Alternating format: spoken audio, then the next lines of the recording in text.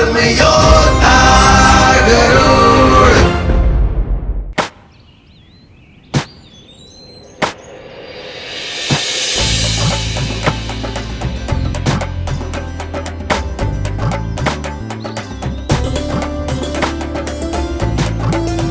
ये क्या कर रहा है और क्या हाल बना लिया है अपना? क्यों कर रहा है ये सब? माँ, आप मुझे महल के काम नहीं करने देती, मैं आपको घर के काम नहीं करने दूंगा। किंतु इतना सारा धान क्यों कूट रहा है तू? क्योंकि मैं नहीं चाहता कि मेरी अनुपस्थिति में आपको कोई भी भारी कार्य करना पड़े। तेरी अनुपस्थिति में? जी माँ। कहाँ जा रहा है तू?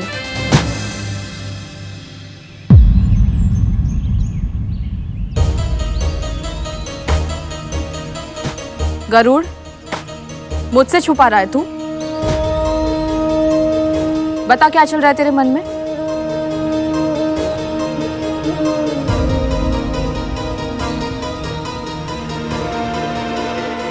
अच्छी।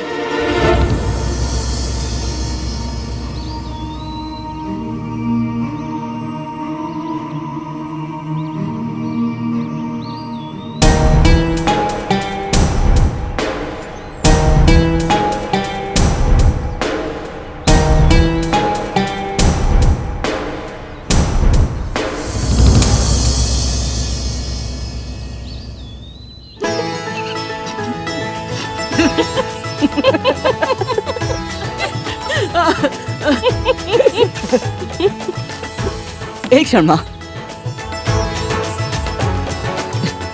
माँ, मुझे क्षमा करना।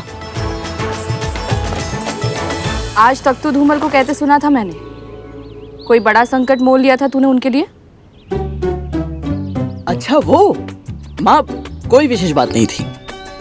वो तो माणक पर्वत है ना, उसके पीछे उनकी गेंद चली गई थी तो मैं ले आया। माणक पर्वत से? मणिया नहीं, रक्त पिपासु चट्टाने हैं वहां, मायावी शक्ति का वास है।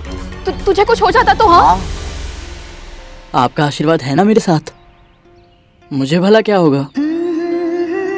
और माँ, आप ही ने तो सिखाया है कि सभी की सहायता करनी चाहिए। गरुड़, तू ध्यान रखा कर अपना। मैं ये सब धोकर आती हूँ, संध्या आरती का समय हो गया है। जी माँ।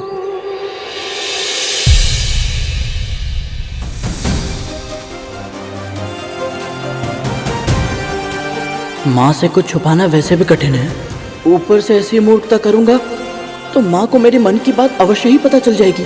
फिर शेषनाग भैया से मिलने वैकुंठ जाना तो दूर, माँ मुझे घर से बाहर तक नहीं जाने देंगी। ओम विष्णवे नमः, ओम लक्ष्मीपतये नमः, ओम कृष्णाय नमः, ओम वैकुंठाय नमः। वैकुंठाय नमः? विष्णवे नमः, ओम लक्ष्मीपतये नमः, ओम कृष्णाय नमः, ओम वैकुंठाय नमः, ओम विष्णवे नमः, ओम लक्ष्मीपतये नमः, ओम कृष्णाय नमः, ओम वैकुंठाय नमः।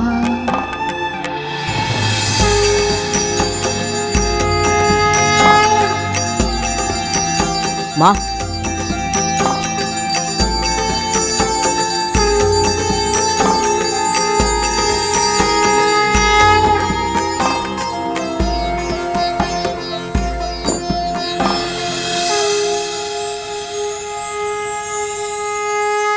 आयुष्मान भव।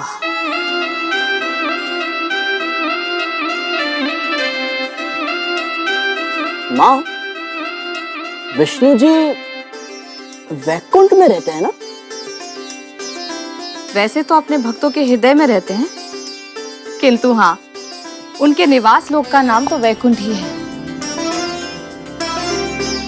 माँ, वहाँ और कौन कौन रहता है?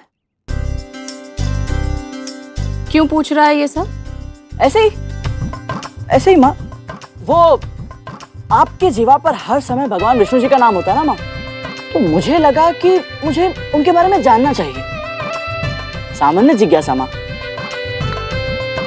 सामान्य जिज्ञासा। सामान्य जिज्ञासा है या कोई विशेष बात है? विशेष बात क्या हो सकती है माँ? माँ, मेरे मस्तिष्क में तो आठ प्रहर केवल एक ही बात चलती है, मैं ऐसा क्या करूं जिससे आप और अधिक प्रसन्न हो। क्योंकि आप विष्णु जी का नाम हर समय लेती है, उसमें मग्न रहती है माँ, तो मुझे लगा मुझे उनकी और उनके मार्ग पर चलना चाहिए। बड़ा समझदार हो गया है मेरा पुत्र। वैकुंठ प्रभु विष्णु और देवी श्री लक्ष्मी का निवास स्थान है। केवल वही जीवात्माएं वहां प्रवेश कर सकती हैं जिन्होंने जन्म जन्मांतर तक प्रभु की भक्ति और सेवा शुद्ध हृदय से की हो, शुभ कर्म किए हों।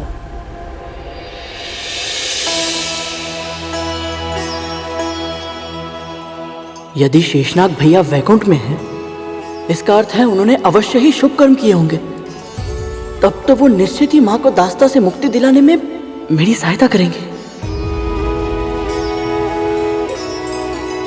माँ, माँ, माँ, ये माँ, वैकुंठ है कहाँ? कितनी दूर है? और वहां कैसे जा सकते हैं माँ? ये सब तुझे क्यों जानना है? ऐसे ही वो मन में प्रश्न आया तो पूछ लिया। और माँ, जब से आपने मुझे अपने अतीत के बारे में पूछने से मना किया है ना, मस्तिष्क में कुछ ना कुछ चलते ही रहता है। अब आपको नहीं बताना तो रहने दीजिए।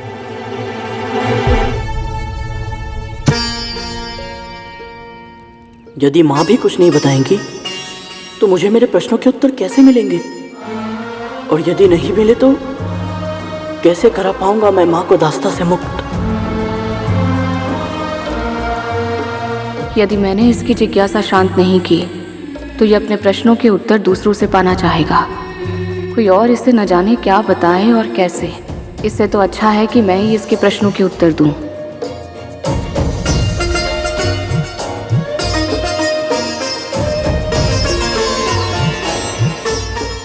गरुड़, केवल वैकुंठ ही क्यों, संसार के सभी लोगों के बारे में बताऊंगी मैं तुझे।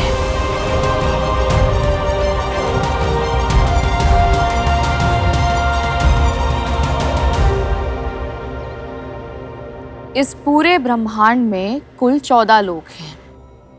हमारी पृथ्वी को मिलाकर 7 लोक ऊपर और 7 लोक हमसे नीचे हैं। ऊपर के लोकों को ऊर्ध्वलोक और नीचे के लोकों को अधोलोक कहा जाता है। इन अधोलोकों के नाम हैं अतल, वितल, नितल, गपस्तिमान, महातल, सुतल और पाताल। इन 7 लोकों में से प्रत्येक 10-10 सहस्त्र योजन की दूरी पर स्थित हैं। सुंदर महलों से सुशोभित इन सभी लोकों में भूमि का रंग और प्रकार एक दूसरे से अलग है। अतुल लोक में शुक्ल वर्ण अर्थात श्वेत रंग की भूमि पाई जाती है, तो वितल में श्याम अर्थात काले रंग की, नितल में अरुण अर्थात सूर्योदय के रंग की भूमि है, गगस्तिमान में पीले रंग की और महातल में शक्र में अर्थात कंकरीली या कंकड़ युक्त। सुतल की भूमि पथरीली है और पाताल की स्वर्ण में अर्थात सोने के रंग के समान।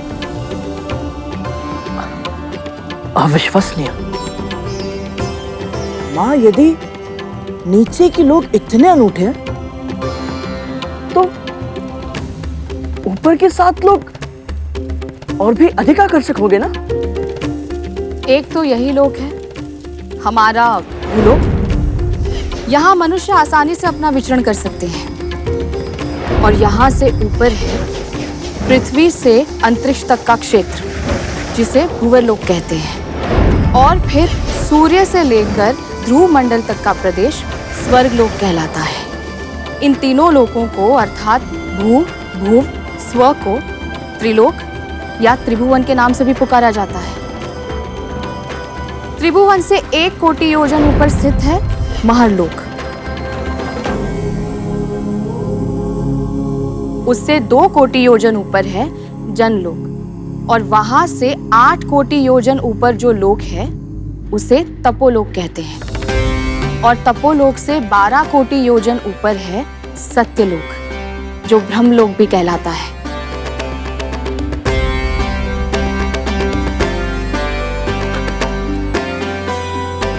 अद्भुत माँ, अद्भुत। किंतु माँ, इनमें तो वैकुंठ लोक है ही नहीं। वो कहाँ है माँ? सृष्टि के सभी 14 लोकों से ऊपर, हर प्रकार के सुख दुख, जीवन मरण से दूर है कैलाश लोक, जहां महादेव शिव शंकर का वास है। ओम नमः शिवाय। ओम और उससे भी ऊपर है वैकुंठ लोक, जहां निवास करते हैं मेरे प्रभु श्री विष्णु।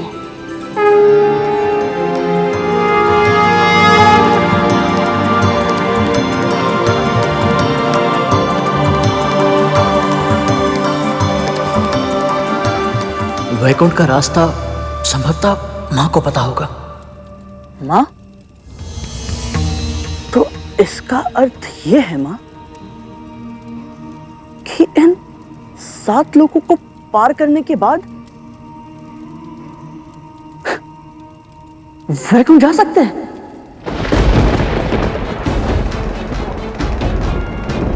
है ना माँ? नहीं गरुड़, वैकुंठ में बिना अनुमति कोई प्रवेश नहीं कर सकता, और जो ऐसा करने का प्रयास भी करता है वो उसी क्षण अपने प्राण गंवा देता है।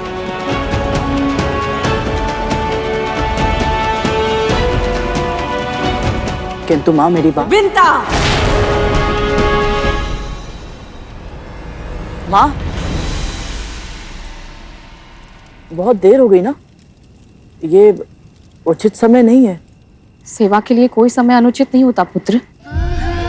सेविका हूं मैं, और अपनी स्वामिनी की आज्ञा का पालन करना मेरा धर्म है। मैं अपने धर्म की उपेक्षा नहीं कर सकती। विंता!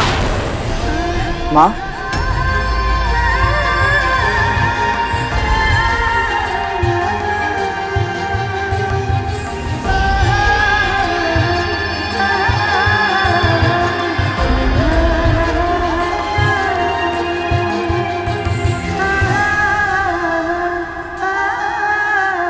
क्या हुआ? अचानक पैर क्यों छू रहा है?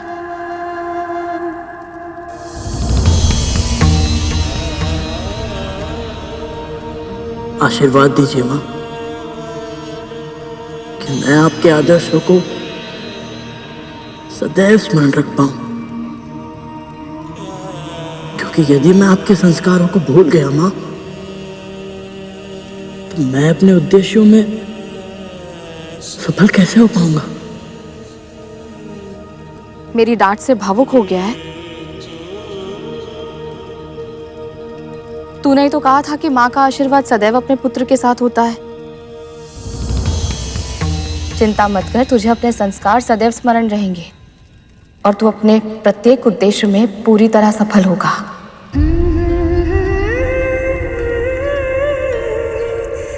बस यही आशीर्वाद चाहिए था मुझे माँ।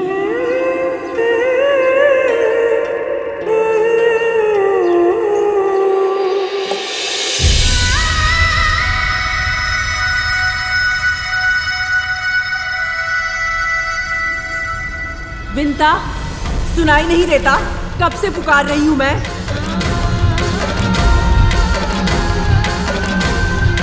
विंता!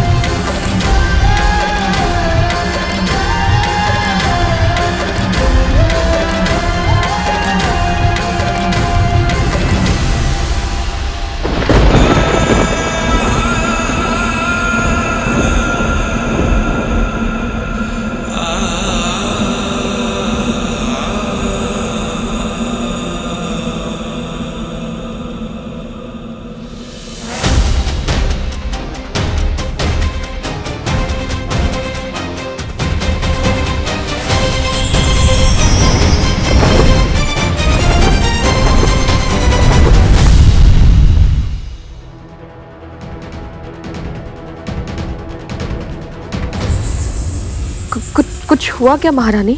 ये तो तू बताएगी ना। तेरे पुत्र को जो दंड दिया था उसका कुछ लाभ हुआ है नहीं? मेरे पुत्रों की कक्ष में मैंने आने से उसे मना किया था। पर वो यहाँ नहीं आया है महारानी।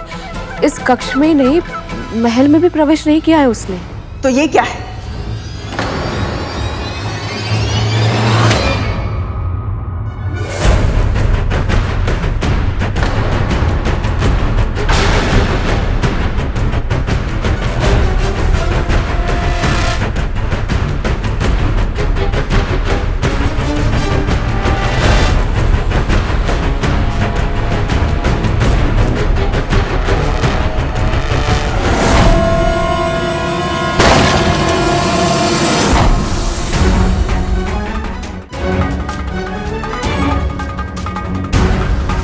अपने पुत्र को बचाने के लिए असत्य कह रही है ये मां। प्रथम बार इस महल में महारानी गद्रू की आज्ञा का उल्लंघन हुआ। इस विष के पौधे को वृक्ष बनने से पहले पहले सुखाना होगा।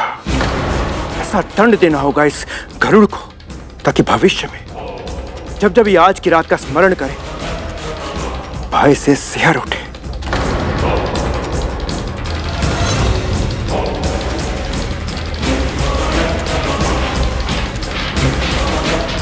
मेरा विश्वास कीजिए महारानी, गरुड़ ने कुछ नहीं किया है। ये पंख अवश्य ही वायु के साथ उड़कर यहाँ आ गया होगा। मैं अभी इसे हटा देती हूँ। इस पंख ने हमारा झूला तोड़ा है। मैं स्वयं इसे ठीक कर दूंगी, फिर से पहले जैसा बना दूंगी।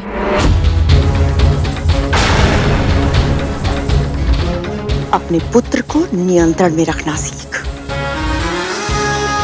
आज मेरे पास इस बात का प्रमाण नहीं है कि गरुड़ यहाँ आया था या नहीं, किंतु अगली बार ऐसा कुछ हुआ तो प्रमाण नहीं, परिणाम देखेगी।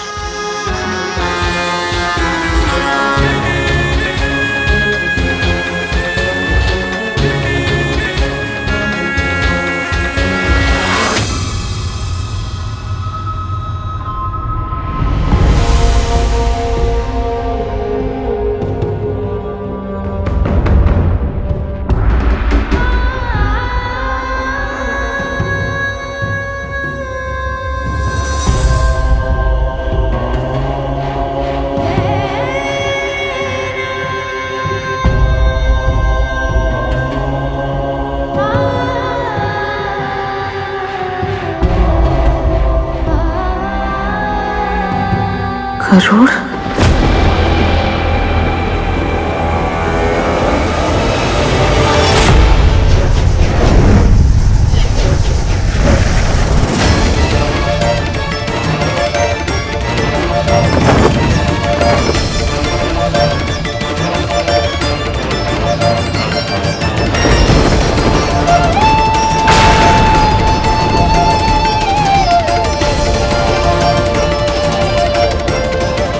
वैकुंठ है कहाँ?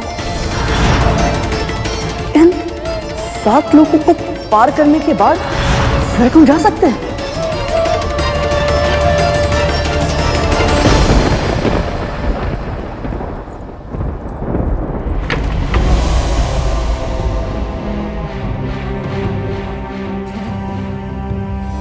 मैं नहीं चाहता कि मेरी अनुपस्थिति में आपको कोई भी भारी कार्य करना पड़े। कहाँ जा रहा है तू?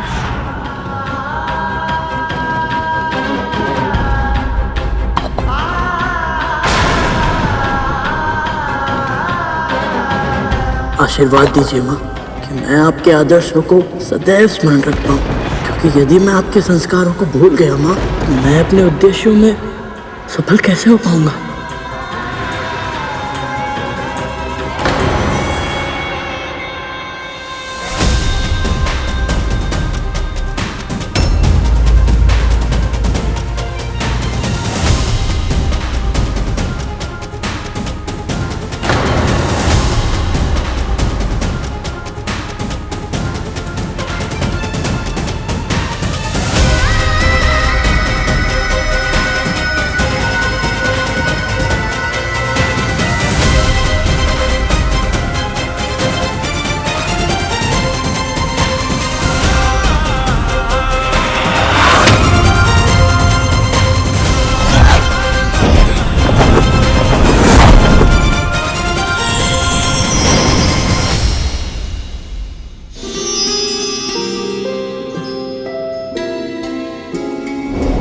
उत्तर की दिशा में सर्वाधिक चमकने वाला तारा है ध्रुव तारा। भगवान विष्णु के सबसे बड़े भक्तों में से एक श्री ध्रुव के नाम पर रखा गया है इसका नाम। वो देख,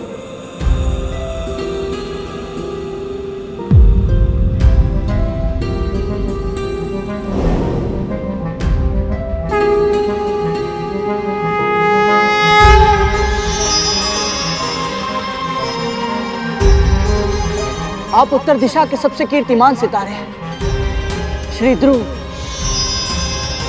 इस अथाह ब्रह्मांड में जब भी कोई खो जाता है वो आपको देखकर अपनी दिशा फिर से पा लेता है। कृपया मुझे आशीर्वाद दीजिए कि मैं जो ढूंढ रहा हूं वो वैकुंठ का मार्ग मुझे शीघ्र मिल जाए।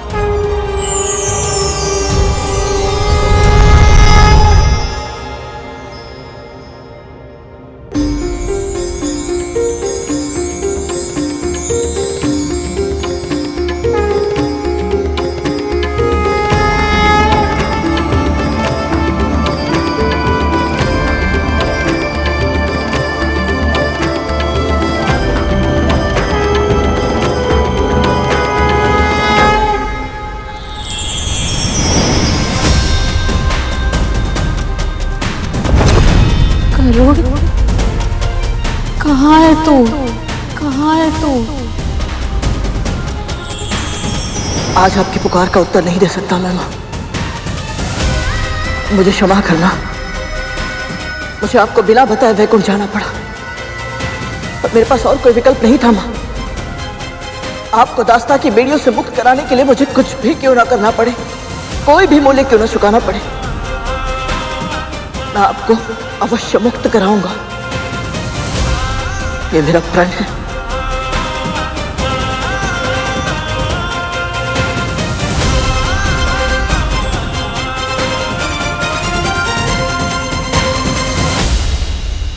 पक्षीराज गरुड़ के साहस भरे कारनामे देखने के लिए चैनल को सब्सक्राइब करें और साथ ही बेल आइकॉन दबाना न भूलें।